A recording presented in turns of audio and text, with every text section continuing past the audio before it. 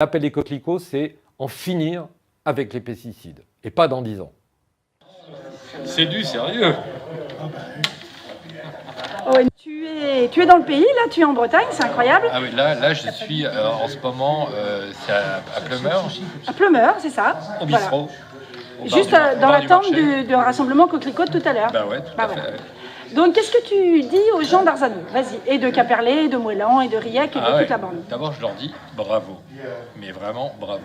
Je suis incroyablement heureux de voir ce qui se passe autour du mouvement des coquelicots, parce que rien n'était joué d'avance. Quand on a lancé cette histoire, je vous le dis, vous le savez peut-être, mais je vous le redis, on était, disons, 8 ou 9 personnes. On s'était jamais vus tous ensemble, et on a lancé ça un peu. Il fallait faire quelque chose. Vous le savez exactement comme moi. Il fallait faire quelque chose. On a un peu le dos au mur, donc c'était un peu maintenant ou jamais. Donc c'est donc maintenant, et ce qui nous a paru merveilleux, c'est de voir très vite, dès le 5 octobre, c'est-à-dire quelques semaines après le lancement de l'appel, on a vu fleurir, si j'ose dire, des centaines de rassemblements simultanés en France, jusqu'à 800, 830 je crois, là, au maximum, et c'est prodigieux. Ça veut dire qu'il y a un mouvement vivant en France avec des dizaines de milliers de gens sur le terrain, dont vous êtes, et ça c'est vraiment un réconfort extraordinaire. On a le sentiment de toucher quelque chose de puissant qui nous laisse de l'espoir pour la suite des événements.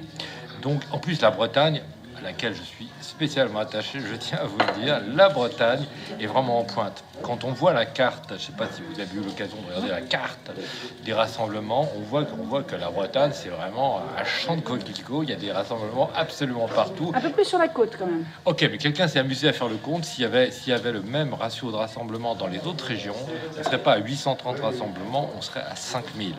Vous voyez, la Bretagne est vraiment en pointe et c'est merveilleux. Il y a un médecin, un généraliste de Morlaix, qui est en fin de carrière, parce que ça n'a aucun rapport, je pense que ça n'a aucun rapport, elle est en fin de carrière dans un cabinet de groupe, elle a réussi, la dernière fois que je l'ai vue, parce que je l'ai vue, elle existe, la dernière fois que je l'ai vue, elle m'a dit qu'elle avait réussi à faire signer environ 500 patients pour l'appel des coquelicots, et au titre de la prévention. Et ça m'a paru absolument formidable.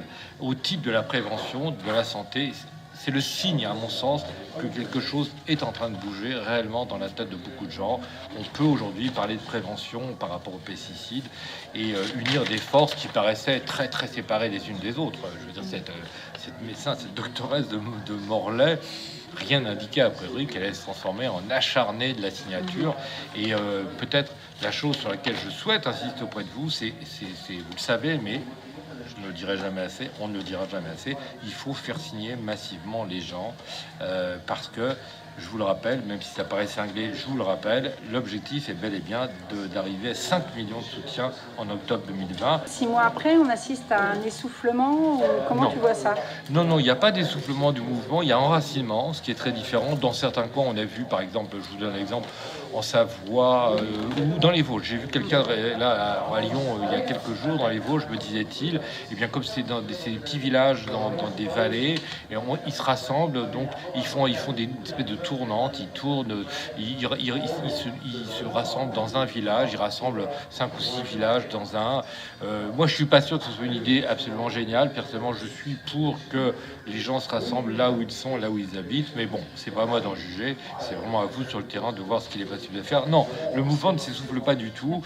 Là, on lance une très grande idée qui est l'idée du fleurissement. On en reparlera. Il faut en reparler vite. Mais il faut du blé ou il faut des fleurs mellifères, ou parce que du coquelicot tout seul, il ça faut des poussera graines, pas. absolument. Voilà, le coquelicot tout seul, non. Il faut faire des mélanges avec de l'orge, par exemple, des bleuets et des Parce que là, coquelicots, la période de plantation va arriver très vite. Là. Oui, c'est ça. Le On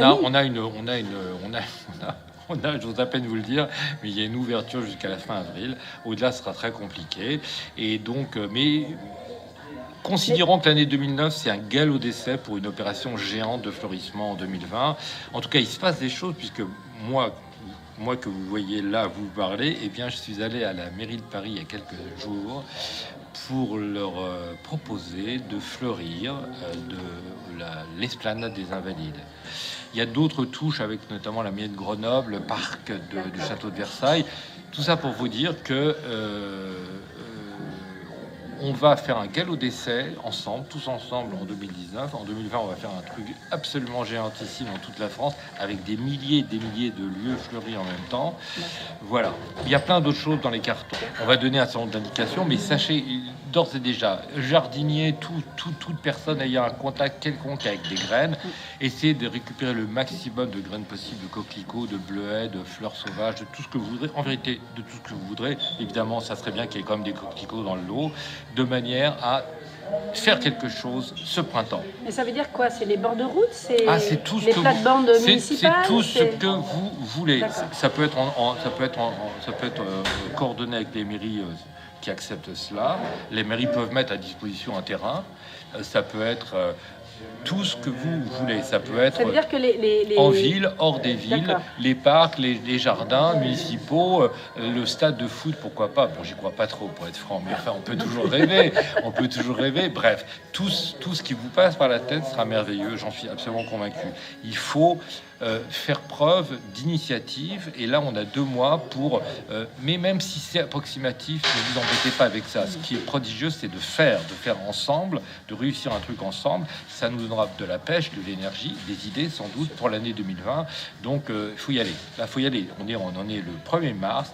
On a 2 mois pour faire ensemble. Donc à mon sens, ça n'engage que moi. Mais si j'étais à votre place, et je le suis un petit peu, eh bien, je dirais, mettons-nous ensemble, récupérons des graines à droite, à gauche et au milieu. On est en relation avec des semenciers pour qu'ils nous adressent, des semenciers bio, ça va de soi, qui nous adressent des graines de coquelicots. On en a déjà un peu. On est en relation avec la ferme de Sainte-Marthe. Vous pouvez aller jeter un œil, parce qu'à la ferme de Sainte-Marthe, adresse des petits sachets de graines avec l'emblème des coquelicots. Ils vont nous reverser une partie de l'argent, si j'ai bien compris. Je ne connais pas tous les détails. Mais ce que je veux dire, c'est que l'affaire est lancée. Elle est dans les limbes, mais ça dépend que de vous qu'elle prenne une forme, disons, attirante, joyeuse, et avant que l'an prochain, la France entière soit couverte de coquelicots. Voilà. Merci.